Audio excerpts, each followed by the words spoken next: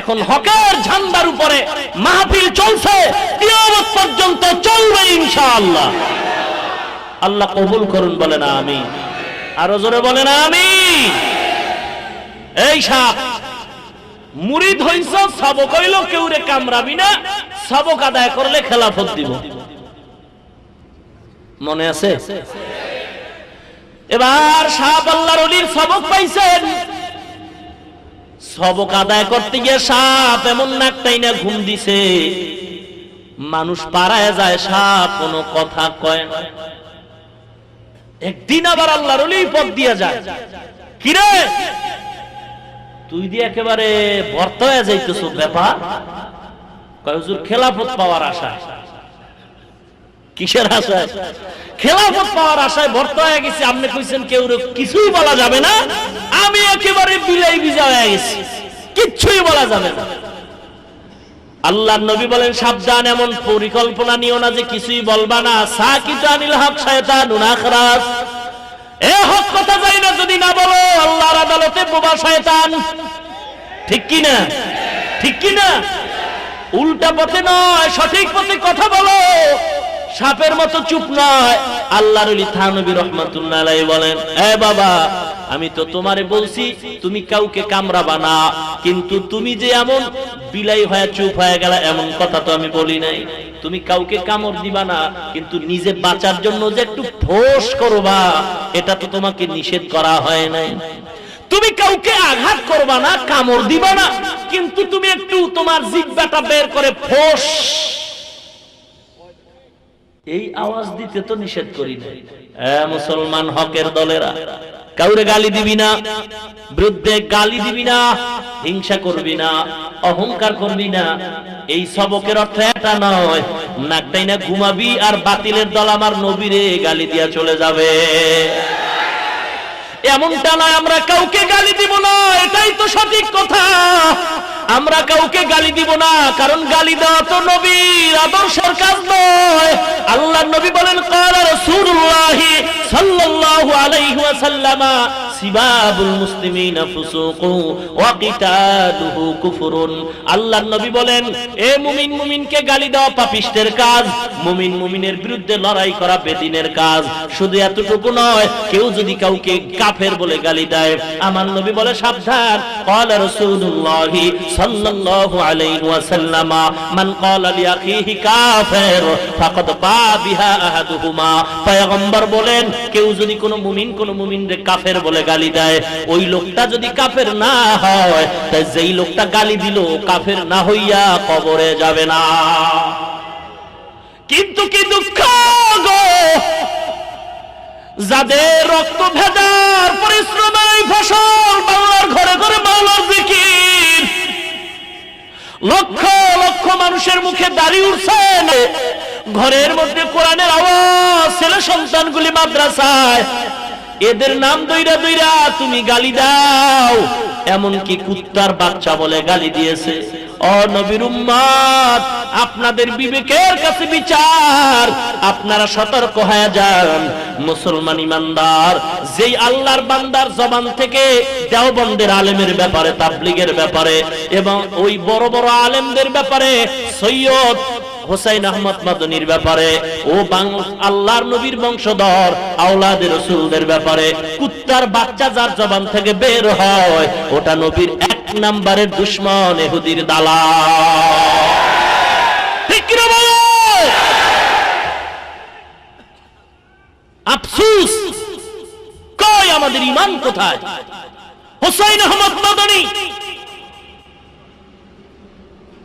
এরপরে আব্দুল মাজিদ নদীম, সৈয়দ, এদের ব্যাপারে মন্তব্য করার মতো সাহস বিয়াদব ছাড়া কারো হতেই পারে না। ভাইরা আমার, আল্লাহর কাছে আমরা বরদোয়া করি না, দোয়া করি আল্লাহ হেদায়েত দান করুন। বান্দা যখন অতিরঞ্জিত করে ফেলে অন্যায়, আসমান থেকে যখন ফয়সালা হয়, তখন বান্দার জবানের ব্রেক নষ্ট হয়ে যায়, আবল তাবল কথা বলা ছাড়া তার কোনো গতি থাকে না। দোষ পায় না, কি করব বুঝেন নাই? এই হাফিজুর রহমানের ওয়াজ না, বাদ দে বেটা, খালি কণ্ঠ আর সুর আর কিসসা কাহিনী, এলেমের গন্ধ নেই। এক ভাই কয় না এলেম কালাম একেবারে ফালায় দেওয়ার মতো নাই। হিংসার নজরে কয় এলেম থাকলে কি হইব, আমলের গোষ্ঠীও নাই। আল্লাহর বান্দা কয় একেবারে আমল খারাপ নয়, হিংসার নজরে আলেম ডাক দিয়া আমল থাকলে কি হবে, বেশি দিন টিকবে না। আছে না? হিংসা কারে কয়, হিংসা কাকে বলে? মুসলমান ইমানদারেরা যতই হিংসা করে রে বাবা, হাদিস আমার নবীর সাক্ষ্য, যত অন্যায় তোহমাত দাও আর যাই করো না রে বাবা, আমার ব্যাপারে যদি কোনো দোষ বলতে চাও, আমার ব্যক্তিগত আমি স্লোগান তারায়ের বাগে দিয়া যাই, এর জন্ম যদি ঠিক থাকে আমার সামনে দাঁড়াও। আমার ধারণা, আমার বুকের সাহস, এমন কোন মায়ের সন্তান এই জমিনে আমার সামনে নাই যে একটা অন্যায় আমার সামনে প্রমাণ দিয়া বলতে পারবে। চ্যালেঞ্জ দিলাম, সাহস থাকলে সামনে আয়। আমার ব্যাপারে কোন মন্তব্য যদি করো, সামনে আয়, যদি পিছনে বলো বুঝবো তো জন্মের দোষ আছে। সামনে আয় বেটা, পালায় থাকার বান্দা না। বাঘের বাচ্চার কিছু হুঙ্কার ভেতরে আছে, পালায় থাকার জন্য আসি নাই। আল্লাহর গজব থেকে হুঁশিয়ার হয়ে যাও, তোহমাত দেওয়ার আর সুযোগ পাও নাই। কত আর তোহমাত দিবা? তবে হাদিস সাক্ষ্য, নিরপরাধের উপরে যে যত মন্তব্য করবে তার আমলনামার গুনাহ যে বলবে তার আমলনামায় চলে যাবে। মুনাফিকি করিও না, আল্লাহ হিফাজত করুন। আরো জোরে বলুন আমিন।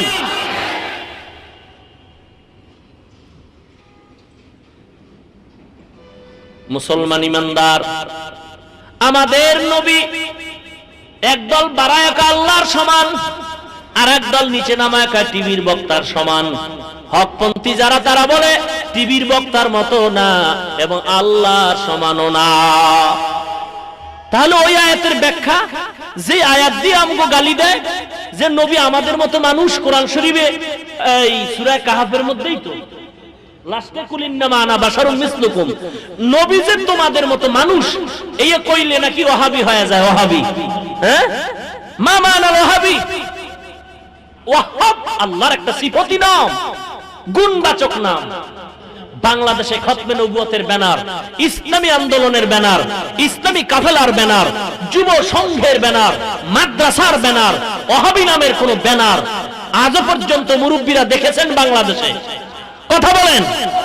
অতএব আমি চ্যালেঞ্জ করে বলছি, বাংলার জমিনে কোনো ওয়াহাবি নাই। আসতে বললেন কেন? কোনো ওয়াহাবি নাই, ঠিক কিনা বলুন? যে বলে মূলত হতে পারে তার উদ্দেশ্য খারাপ। আল্লাহ আমাদের হেদায়েত দান করুন। ইহদিনাস সিরাতাল মুস্তাকিম। ভাইরা আমার, আল্লাহ কয়জন? জোরে বলেন। আরবিতে তার নাম খালেক। কি নাম?